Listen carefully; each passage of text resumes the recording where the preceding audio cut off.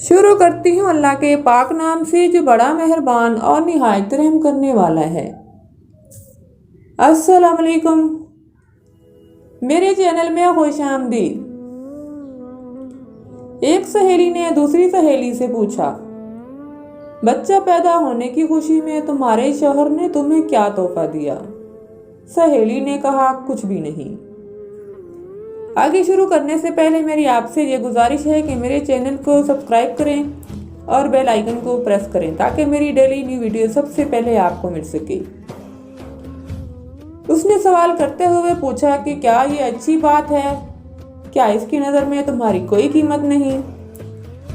लफ्ज़ों का ये जहरीला बम गिरा कि वो सहेली दूसरी सहेली को अपनी फिक्र में पलकमा पे जान छोड़कर चलती बनी। थोड़ी देर बाद जोहर के वक्त इसका शोहर घर आया और बीवी का मुंह लटका हुआ पाया। फिर दोनों का झगड़ा हुआ, एक दूसरे को लानत भेजी, मारपीट हुई, यहाँ तक कि शोहर ने उसे तलाक दे दी। जानते हैं प्रॉब्लम की शुरुआत कहाँ से हुई? उस फजूल जुमले से जो उसकी इयादत करने आई सहेली ने कहा था। इस तरह जैद ने हामिद से पूछा, तुम कहाँ काम करते हो? हामिद, फलां दुकान में। महाना कितनी तनख्वाह देता है? हामिद, 18,000 रुपये। जैद, 18,000 रुपये बस? तुम्हारी जिंदगी कैसे कटती है इतने पैसों में? हामिद, गहरी सांस खींचते हुए, बस यार क्या बताऊं। मीटिंग खत्म हुई। कुछ दिनों के बाद हामिद अपने काम से बेजार हो गया और तनख्वाह बढ़ाने की डिमांड कर दी, जिसे मालिक ने रद्द कर दिया। नौजवान ने जॉब छोड़ दी और बेरोजगार हो गया। पहले इसके पास काम था, अब काम नहीं रहा। एक साहब ने एक शख्स से कहा जो अपने बेटे से अलग रहता था, तुम्हारा बेटा तुमसे बहुत कम मिलने आता है, क्या इसे तुमसे मोहब्बत नहीं? बाप ने कहा, बेटा मसरूफ रहता है, इसके काम का शेड्यूल सख्त है, इसके बीवी बच्चे हैं, उसे बहुत कम वक्त मिलता है।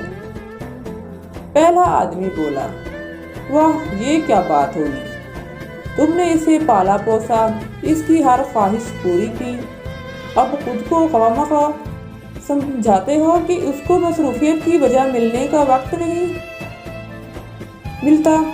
ये तो ना मिलने का बहाना है।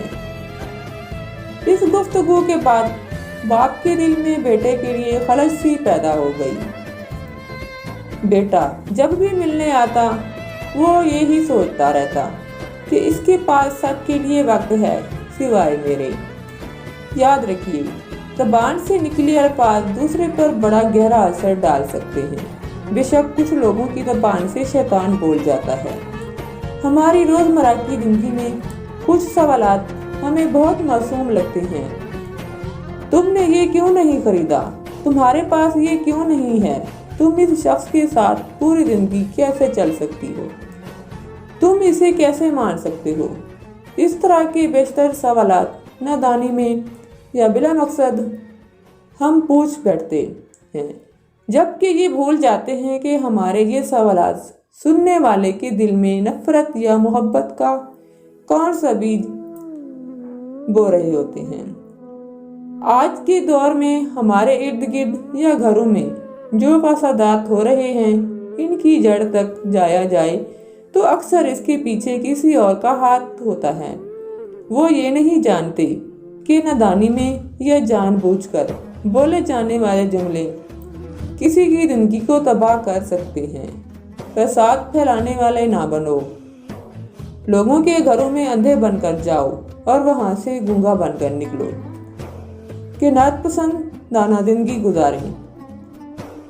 जो है जैसा है उस पर खुश हो जाएं और अल्लाह के शुक्रगुजार हो जाएं।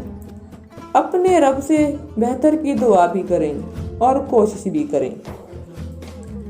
ये थी मेरी आज की वीडियो। उम्मीद करती हूँ कि आपको जरूर पसंद आई होगी। वीडियो अच्छी लगी हो तो इसको लाइक और अपने तमाम दोस्तों के साथ लाजमी शेयर करें। मिलते हैं अगली वीडियो में। अपना बहुत सारा ख्याल रखिएगा। अल्लाह हाफिज़।